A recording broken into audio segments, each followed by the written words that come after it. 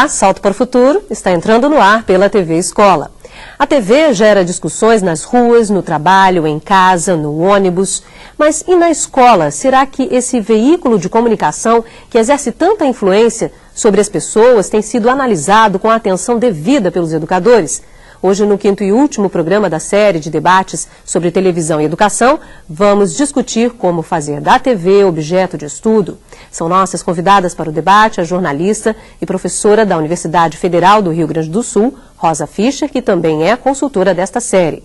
A professora da Universidade de Brasília, Laura Coutinho, e a professora da Faculdade de Integração Zona Oeste de Osasco, em São Paulo, Silvia Magaldi.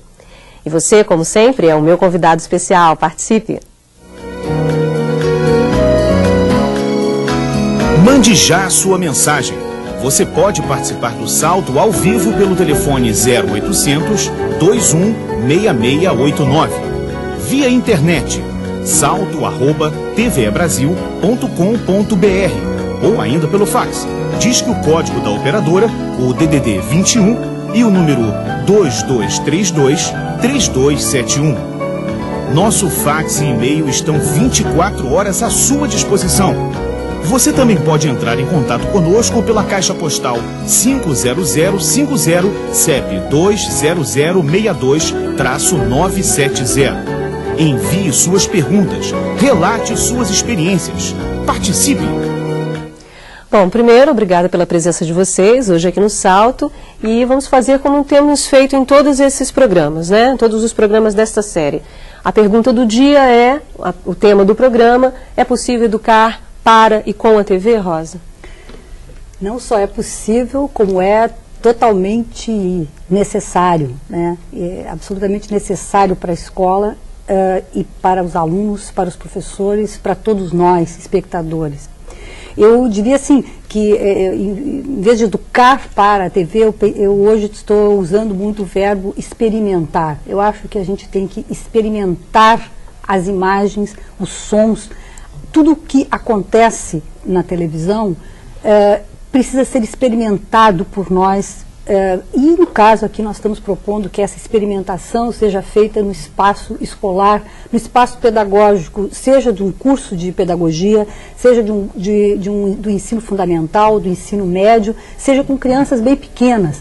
A experimentação das imagens da televisão é um trabalho que pode resultar em coisas muito criativas, em coisas muito estimuladoras, estimulantes para o trabalho pedagógico cotidiano, né? Então, experimentar as imagens da TV como pesquisador, como lendo programas, assistindo programas, fruindo, experimentando o prazer de ver imagens que estão ali e, ao mesmo tempo, pensar a realidade, a própria realidade brasileira, a realidade que, como disse Eugênio Butti no primeiro programa e nos seus livros, a realidade que passa pela televisão. Pensar um pouco o Brasil é pensar um pouco a televisão. Pensar a televisão é pensar um pouco o Brasil. Isso é só para a gente começar, mas eu acho que por aí existem formas inúmeras de experimentar as imagens da TV.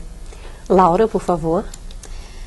Eu acho que essa pergunta ela é muito própria para os nossos dias atuais, né, no momento em que a televisão é parte de uma linguagem que a escola precisa necessariamente aprender a falar. E o que significa aprender a falar essa linguagem? É uma linguagem da realidade, é a linguagem audiovisual. Então, mais do que a gente está preocupado com o conteúdo, se o aluno pode ou não pode ver determinada coisa, eu acho que é um momento da escola, além de ensinar a língua escrita, que ela ensine também a língua escrita da realidade, como dizia Pasolini a respeito do cinema. E eu digo isso também a respeito da televisão. Obrigada. Professora Silvia. Bom, as minhas duas colegas que me antecederam me ajudaram bastante, porque cada uma colocou um dado, um enfoque, né, que tem sido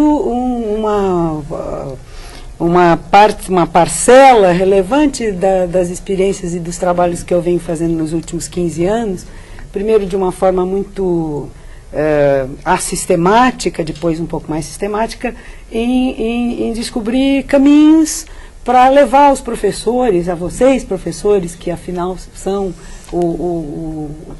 a razão de ser desse programa e da estadia da gente aqui, né? Encontrar caminhos de como chegar mais perto de uma educação para a TV. A Rosa diz que prefere falar em experimentar. Eu tenho sempre, há muito tempo, usado a seguinte expressão: o caminho, a metodologia, hoje eu diria sem medo de errar, a única metodologia razoável para chegar a uma educação para a TV e até com a TV, depois a gente certamente poderá ver um pouquinho essa distinção, não é? É oferecer experiências significativas na linguagem audiovisual, nos programas, em relação aos programas de televisão, em relação a todas as possibilidades ao alcance da gente de oferecer a você, professor, não é? Momentos de redescoberta da televisão e da linguagem audiovisual. Então, quando aqui a Laura, não é, falava também desse aspecto poxa, temos que ir ao encontro, não é, do professor e é a linguagem, é a linguagem. Isso não quer dizer só que a linguagem, o meio é a mensagem. E, quer dizer, quando eu digo a linguagem, eu não estou dizendo que conteúdos não interessam. O que eu estou dizendo é que vamos botar um tijolinho a mais para entender que é preciso a integração cada vez maior, a leitura integrada de conteúdos e formas. A gente já viu aqui que é possível sim se educar, se aprender assistindo televisão. Vamos ver agora o que é possível aprender assistindo a um programa que discute aí a comunicação. Vamos ver a reportagem. Telejornais, documentários, programas de debate, de auditório, infantis, novelas, reality shows. O que se aprende com o que se assiste na TV? Eu acho que aprende sim, tem bons programas, às vezes tem documentários. É melhor você ler um livro, mexer na internet numa coisa mais específica do que assistir TV. Tem que ter seu filtro, né? Você tem que filtrar muita informação, mas eu acho que dá pra você aprender. Sabendo filtrar, você consegue aprender alguma coisa assim. Ela não vai te informar tudo que você tem que saber, mas ela vai te ajudar, com certeza, a aprender alguma coisa. Na televisão há mais de 10 anos, o programa Vitrine da TV Cultura, criado pelo jornalista e ator Marcelo Tais, tenta desvendar a seu público alguns segredos do mundo da comunicação. A linguagem da TV está exposta no Vitrine. O Vitrine, para mim, é um programa sobre comunicação e principalmente sobre os ruídos da comunicação, né? É um programa que gosta de mostrar como que se dá essa comunicação, seja na televisão quanto nas outras mídias, né? Mas a gente gosta de mostrar também quando essa comunicação não acontece. E é justamente pensando em não gerar nenhum ruído na comunicação com o seu público que os idealizadores do Vitrine têm muito cuidado com o que é exibido no programa. O espectador, ele quer muito mais do que está sendo oferecido para ele, né? E acho isso muito bom. Eu acho que isso indica que a gente que trabalha com televisão pode ser mais ousado, a gente pode ser menos careta. A ousadia no formato e na linguagem do programa faz do Vitrine uma atração diferenciada. Ao contrário do que muita gente diz, eu acho que o povo brasileiro ficou mais consciente por causa da televisão. Ele sabe escolher melhor os seus governantes, ao contrário do que muita gente diz. O brasileiro foi se aprimorando por causa da televisão. E o que mais a televisão é capaz de promover, além de informar, educar e entreter? E a função da televisão aberta como um veículo massivo, como um veículo de abrangência de massa, é promover a inquietação.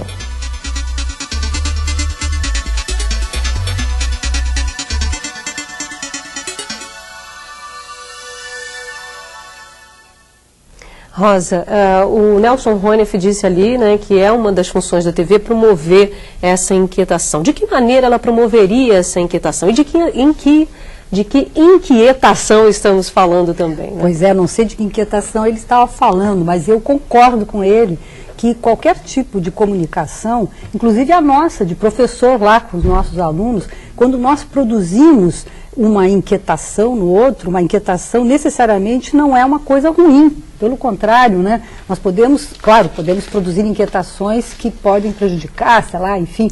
Mas o que eu acho que ele quer dizer ali, imagino, né? Imagino, ele comunicou uma coisa ali, veja só como é que é essa história da comunicação, né? Ele comunicou ali, você pegou a deixa, passou para mim e eu estou decifrando. Nesse momento eu sou um receptor daquilo que o Nelson disse no vídeo. E o que eu acho que é a inquietação? Eu concordei com ele. E você? Concorda com isso, que a gente, ao comunicar-se, é bom produzir inquietação no outro? Eu acho que a televisão é boa, é legal quando ela produz inquietação, na medida em que aquilo que ela comunica não busque uma verdade, comunicar uma verdade verdadeira e forte e pesada sobre nós.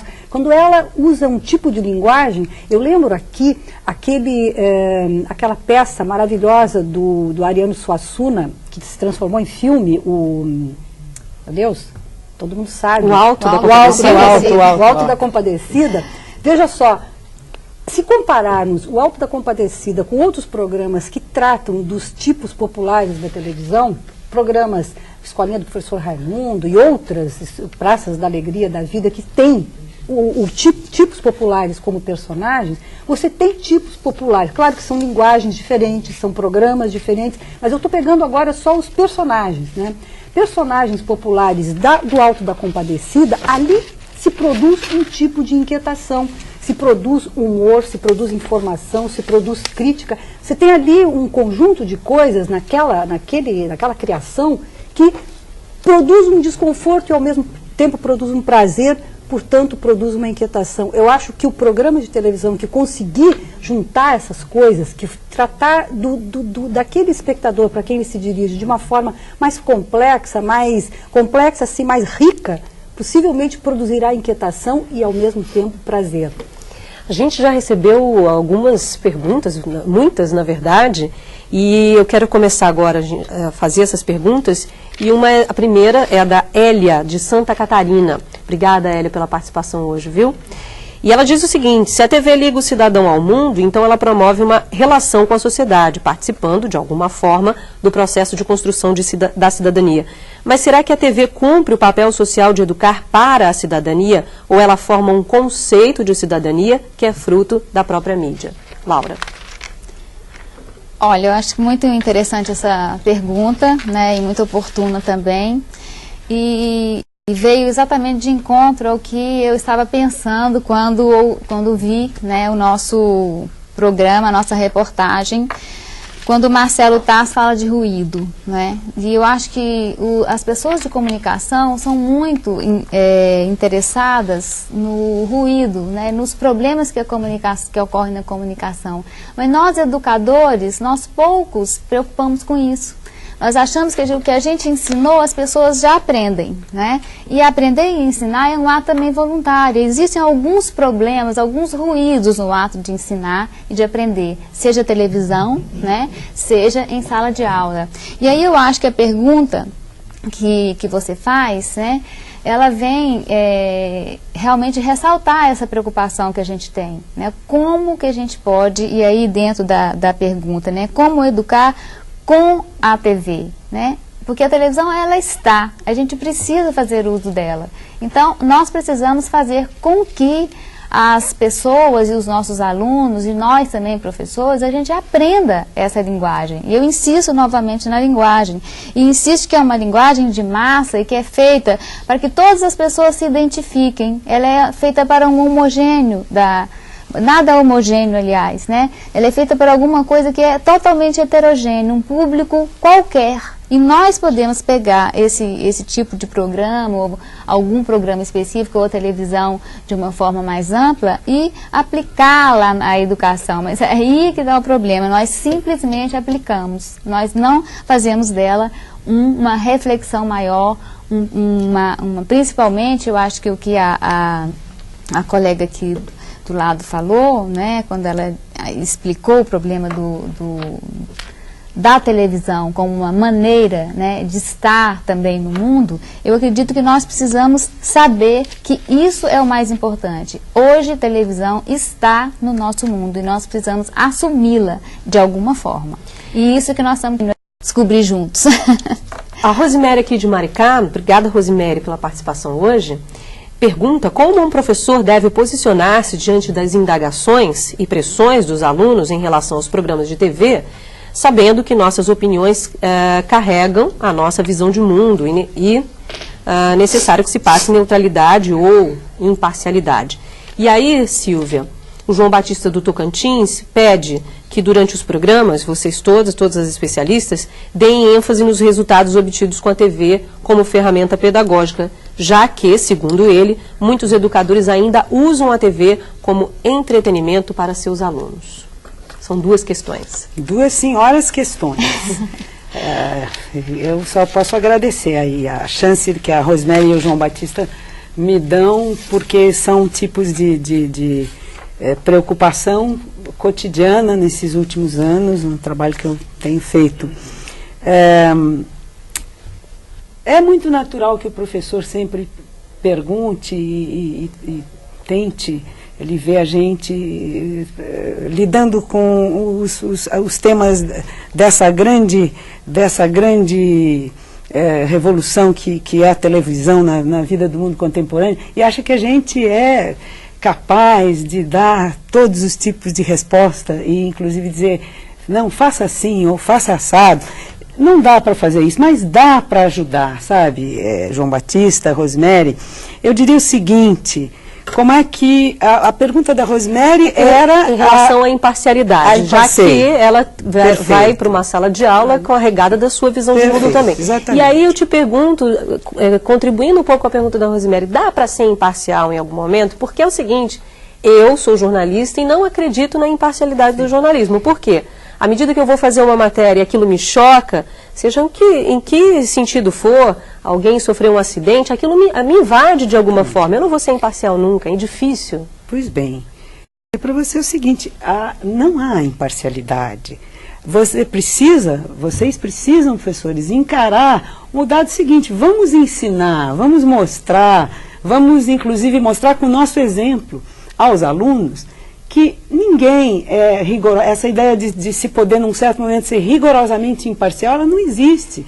E o que eu preciso é saber que isso não existe.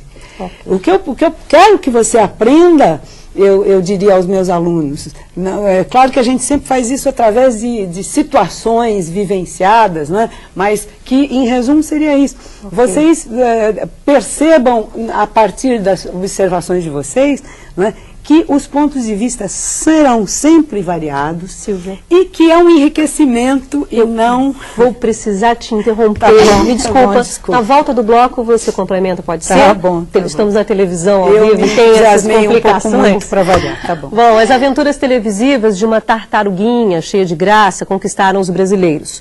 Detalhe, na hora do intervalo. No próximo bloco a gente discute as propagandas na televisão. A gente volta já.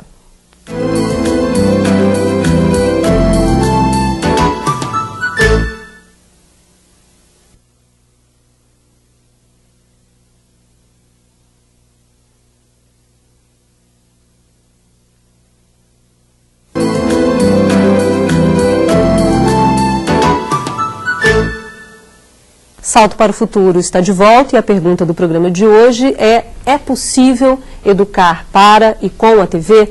No bloco anterior eu precisei interrompê-la porque temos essas questões da televisão ao vivo, precisávamos ir para o intervalo para que o nosso telespectador entenda o porquê. Acho ótimo, como ocorreu outro dia no programa sobre linguagem, não é? As várias tentativas e exercícios interessantes que vocês fizeram de mostrar um pouco ao telespectador como é que as coisas se passam, né? É um pouco a linguagem da TV que está aqui. Então eu dizia que vocês, professores, têm que saber se dar conta que não são imparciais. Vocês têm que saber ter tranquilidade a respeito das opiniões e posições e pontos de vista de vocês. E terem a coragem, a honestidade, a tranquilidade de dizer para os alunos, esse é o meu ponto de vista. Essa é a minha maneira de ver. Vocês podem ter outras maneiras de ver e outras pessoas, outros professores, outros colegas nossos, certamente terão diferentes maneiras de ver. Ao fazer isso, sabe o que você está fazendo? Lembra agora há pouco teve uma pergunta anterior? Você está plantando inquietação na cabeça dos seus alunos. E esse plantio de inquietação, na minha humilde opinião, é o caminho da leitura crítica, tão falada. Leitura crítica, ou o assistir reflexivo da televisão. Isso eu gostaria de ter a chance de voltar depois a essa coisa de reflexão e fruição na TV, que eu acho crucial. Mas nesse momento, eu ficaria nesse aspecto, quer dizer, você já estará fazendo um trabalho extremamente profundo do ponto de vista educacional, plantando, não vai ser de uma vez só, não. Quer dizer, plantando hoje, plantando amanhã, regando mais um pouco, não é?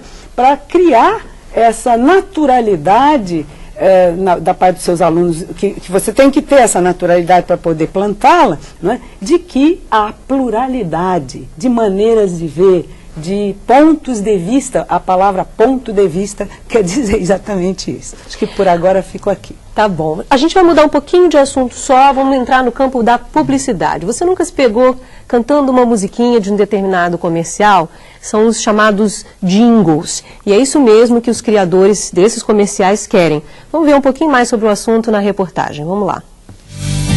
O cinema reproduziu o que está presente todos os dias na televisão, nos intervalos de cada atração ou até mesmo dentro de algum programa. A publicidade. Hi, honey. Look what I got for you at the checkout. It's a Chef's Pal. The dicer, grater, peeler, all in one. Never needs sharpening, dishwasher safe. Uau! No filme O Show de Truman, o diretor Peter Weir faz uma caricatura de um programa de TV. Na história, o personagem Truman não sabe que está sendo filmado 24 horas por dia e que a sua vida é transmitida ao vivo para o mundo inteiro. Entre uma conversa e outra com pessoas que Truman nem desconfia que são atores, surge sempre um produto. Why don't you let me fix you some of this new Mococo drink?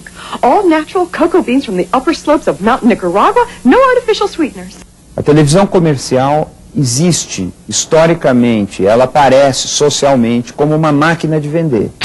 Nos primeiros 15 anos da televisão brasileira, a publicidade era estampada no nome das atrações, em forma de patrocínio. Aos poucos, os filmes publicitários passaram a ser exibidos somente nos intervalos. Hoje, isso mudou. A publicidade está vivendo um momento assim, onde ela está esperneando, né? Está passando por uma grande crise e tentando se redescobrir, tentando reconquistar um telespectador que está cada vez mais a risco.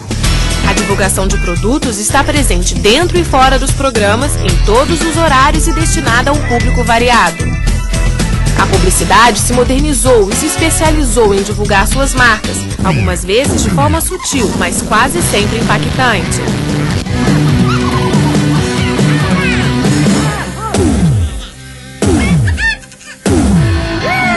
A propaganda influencia, não tenho dúvida. Agora, também influencia a competição que aparece no programa infantil, que diz que é para tomar um iogurte ou para comer um determinado doce.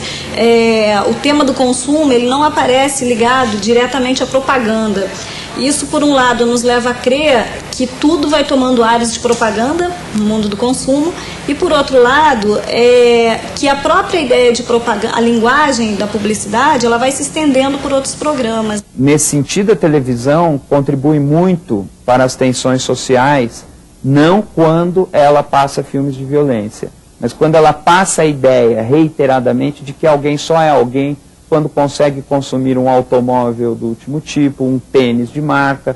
Para o antropólogo Everardo Rocha, discutir a publicidade na escola tem uma importante função social, ainda que com exemplos de peças publicitárias que distorçam a realidade. A televisão não reflete as desigualdades sociais. Então, por que as professoras, por exemplo, que querem tratar dessa questão, né, não pegam um conjunto enorme de anúncios publicitários e mostram, por exemplo, como a mulher está sendo estereotipada de uma maneira preconceituosa? A professora Rita Ribes, da Universidade Estadual do Rio de Janeiro, já desenvolveu atividades com diferentes peças publicitárias. Em suas aulas, a publicidade foi utilizada como atração principal. Uma atividade que a gente desenvolveu com as crianças foi de estar oferecendo para que elas assistissem uma fita com 1 hora de duração só de propagandas. E me chamou muita atenção que nenhuma delas perguntou que hora começaria a programação. Elas interagiram o tempo inteiro, dramatizavam o que passava, contavam histórias, se escondiam das que não gostavam, dançavam com as que chamava a uma interação mais ativa.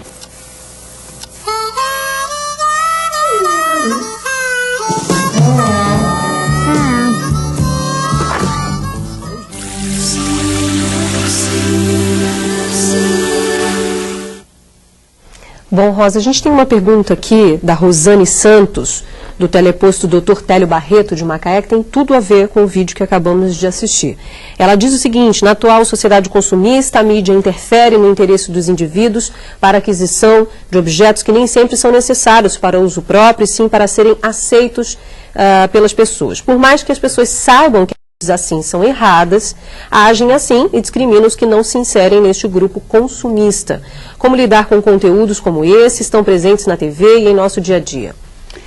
Eu acho que estudar a linguagem publicitária na escola, com criança, com adolescente, é um trabalho assim dos mais, aquilo que a Rita aparece ali no vídeo mostrando, não é?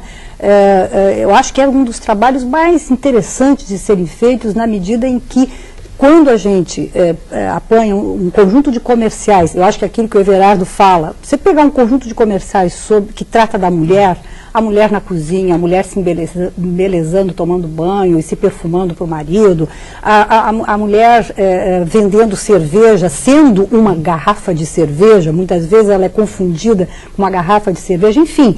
São tantas as formas de se mostrar a mulher no comercial, e o legal disso é o seguinte, que um anúncio publicitário, ele tem, de TV, ele tem aquela duração máxima, às vezes de 30 segundos, né? A síntese da linguagem, a síntese, aquela coisa resumidíssima, aquela coisa que, às vezes sem nenhuma palavra, sem nenhuma frase, está dizendo tanta coisa.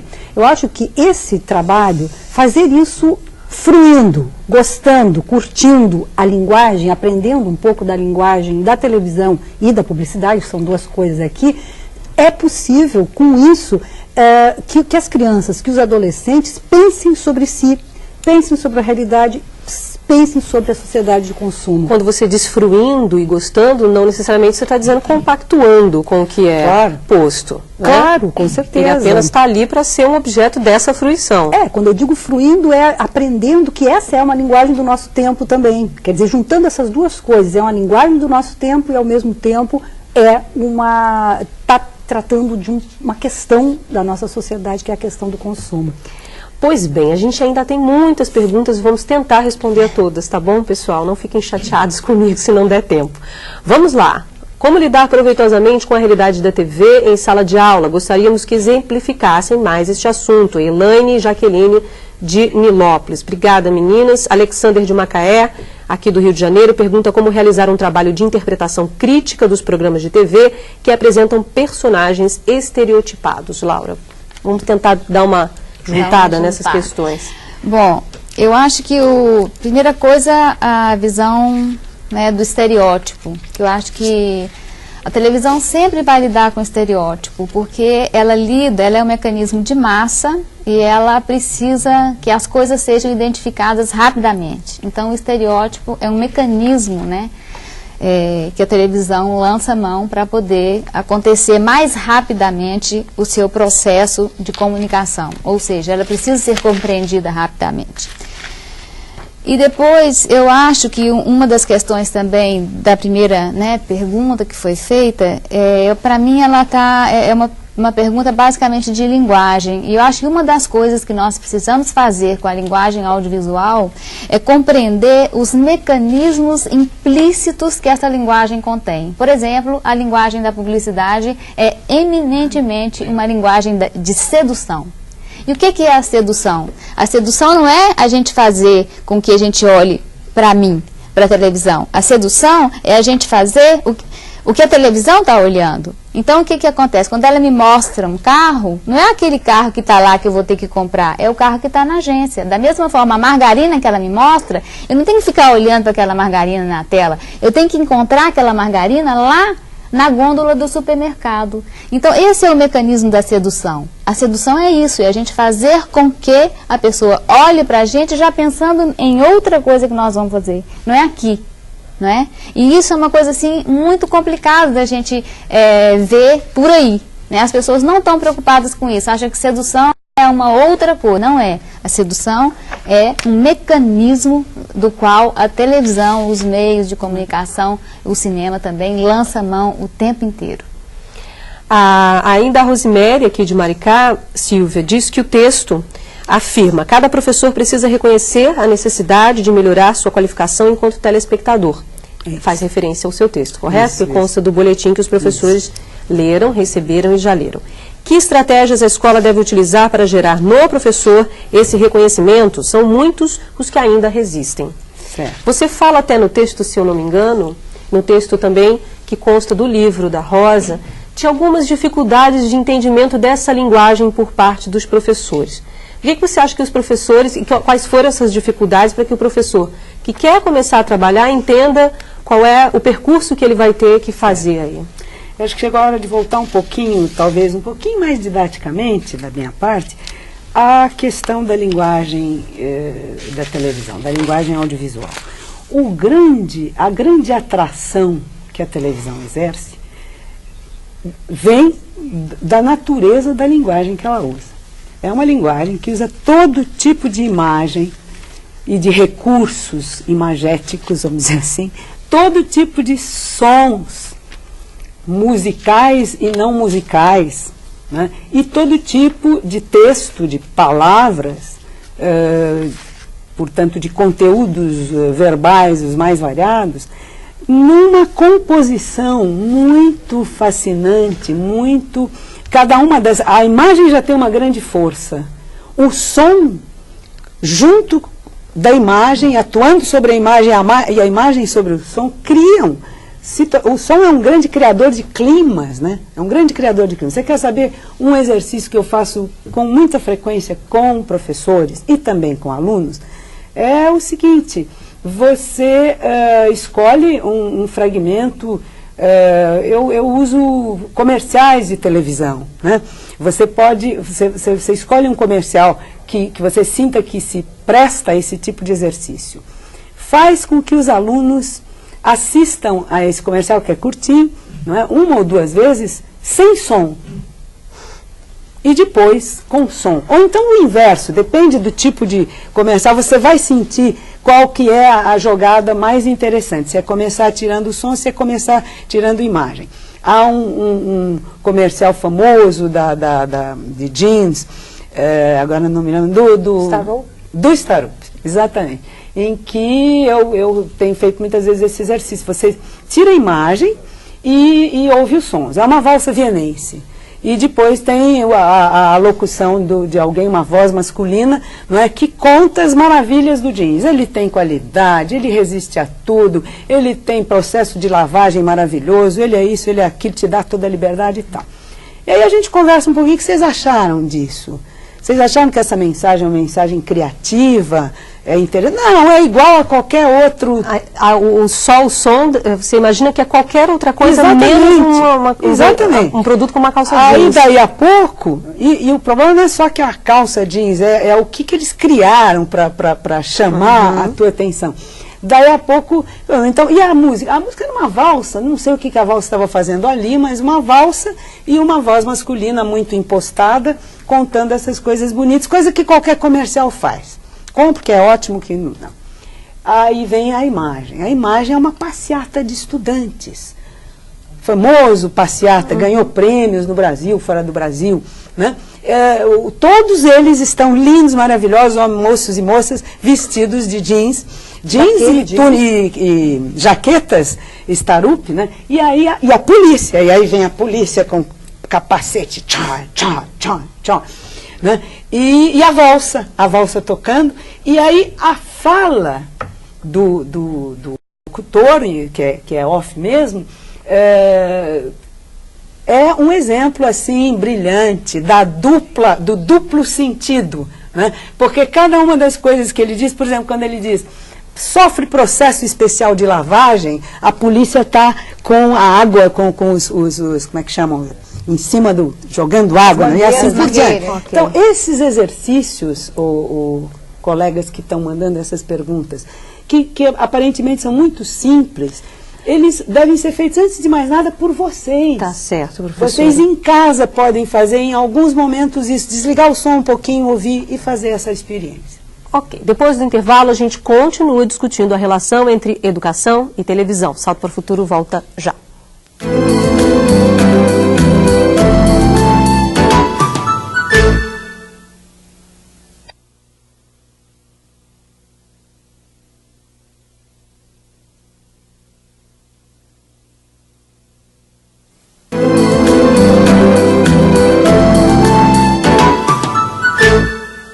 Estamos de volta com o Salto para o Futuro, hoje discutindo a TV como objeto de estudo.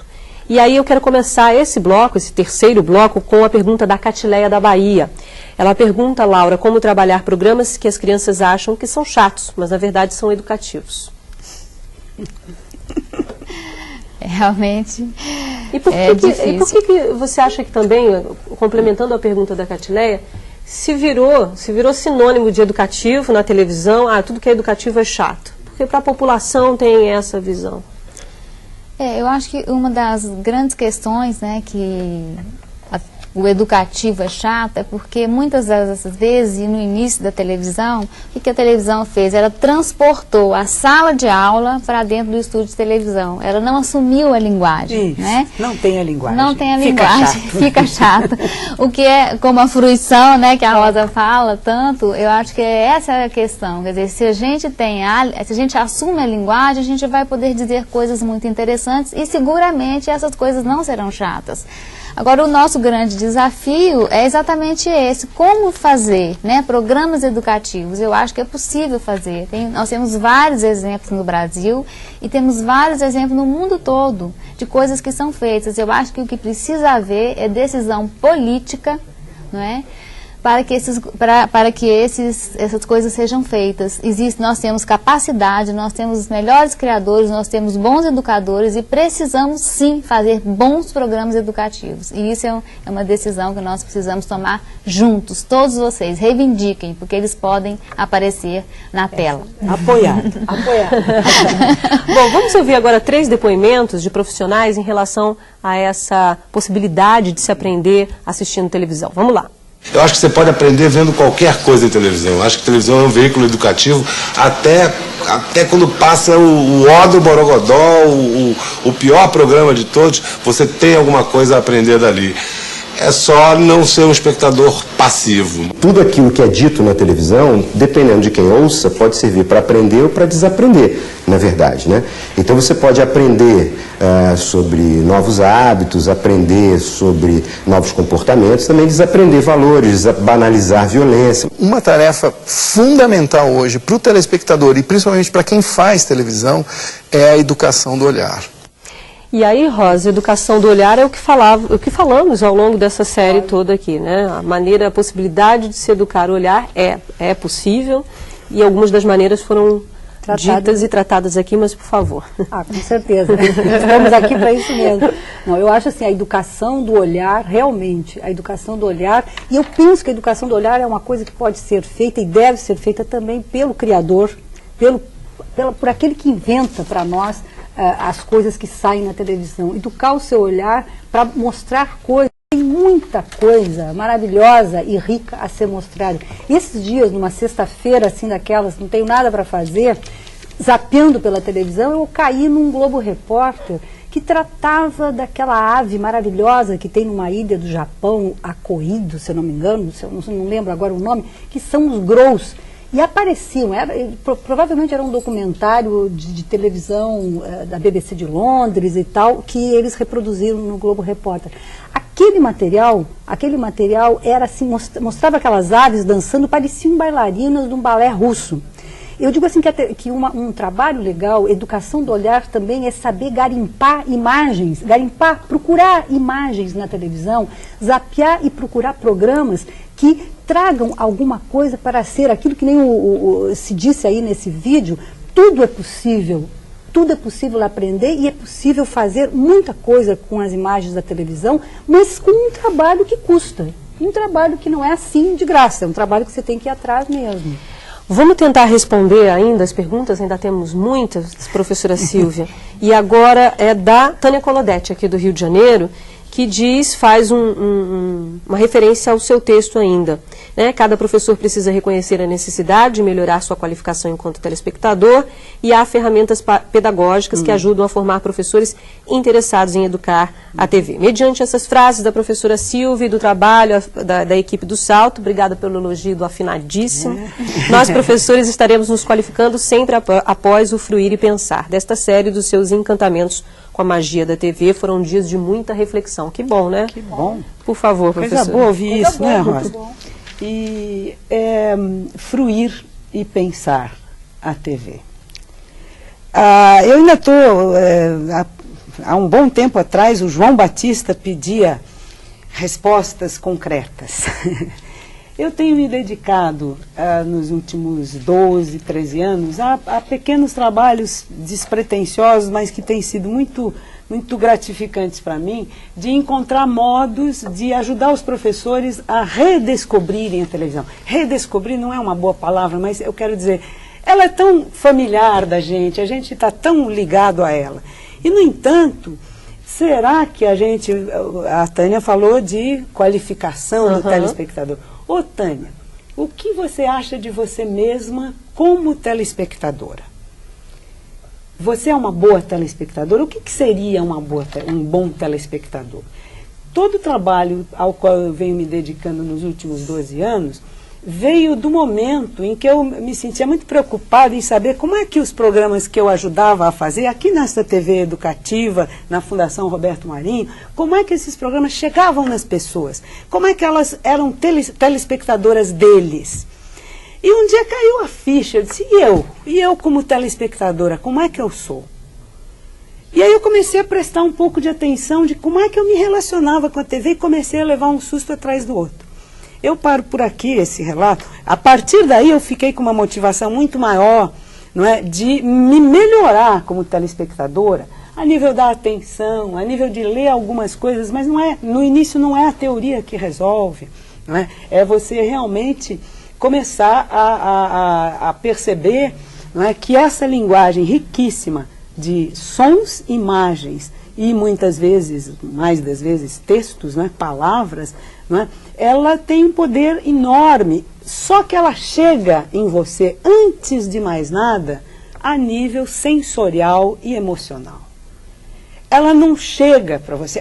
Hoje, pelo menos, eu gosto muito do pessoal da Universidade de Barcelona, que tem publicado livros bastante interessantes, que tem me ajudado bastante. Tem outros, a professora Laura, com certeza, tem uma gama mais variada de indicações a dar aí, mas eu diria, um denominador comum em quase todos eles, que é, gente, o caminho para refletir sobre a TV tem que assumir e curtir realmente essa primeira etapa, que é a etapa emocional, que é a etapa da fruição.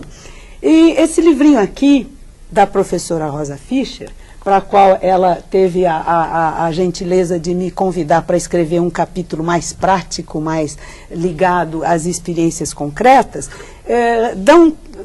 poderiam te dar, João Batista, respostas em muitos exemplos que eu não tenho condição de dar aqui, entende? E a gente tem outros profissionais, inclusive alguns mostrados ao longo dessa série, o próprio Eugênio Butti, que aliás fui sua aluna, professor Eugênio, né? Ele tem bons livros, a Rosa cita no próprio boletim. Tem coisas muito boas, né? Vários livros tem muita muito gente, bons. O Nelson Honeff, enfim, muitos outros. Vocês todos, Tânia, João Batista, Rosemary, no texto que vocês parece que inclusive leram, alguns de vocês, e inclusive fiquei contente, eu faço a indicação de lá de um livro que não é nem esse para o qual eu colaborei, da professora Rosa, que se chama Televisão e Educação, e é do Joan Ferrés, da Universidade de Barcelona. Tá certo. Ele é muito interessante, ele está cheio de exemplos, entende? Ok, e é professora. acessível.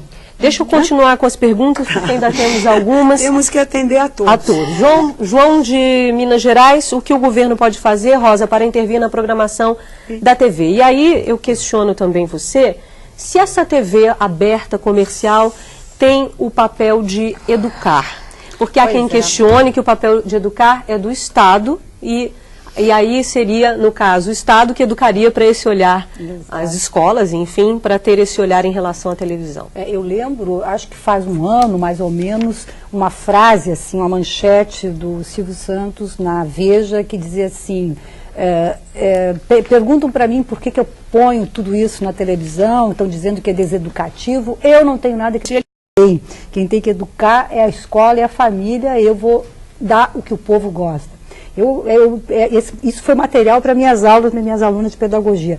Com certeza, uma coisa importante para nós todos pensarmos é o seguinte, televisão é concessão do Estado.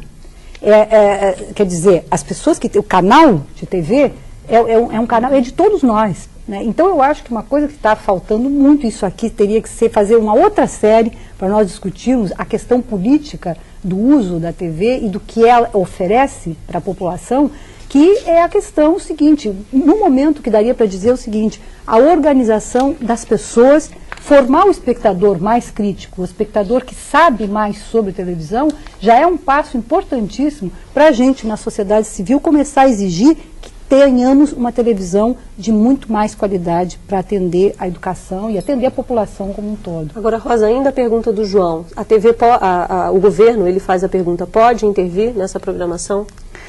O pode, ele diz que pode. Olha, eu diria o seguinte, eu não saberia dizer para ti assim, poder pode, mas aí você entraria diretamente numa coisa que é a intervenção de cima para baixo nas televisões. Mas tem as classificações do Ministério, agora, tem da Justiça, classificações de determinados programas não podem pode passar em determinados horários. Eu acho que várias coisas nesse país podiam ser feitas, não com sentido de censura, mas com sentido de exigência de maior qualidade. Eu acho que pode e deve, mas num sentido, eu diria sempre, que tem que ter muito cuidado para ter realmente a participação da população, a participação da sociedade civil. Bom, a TV como objeto de estudo, esse é o tema do Salto para o Futuro de hoje. Depois do intervalo, as nossas convidadas fazem as suas considerações finais. Até já.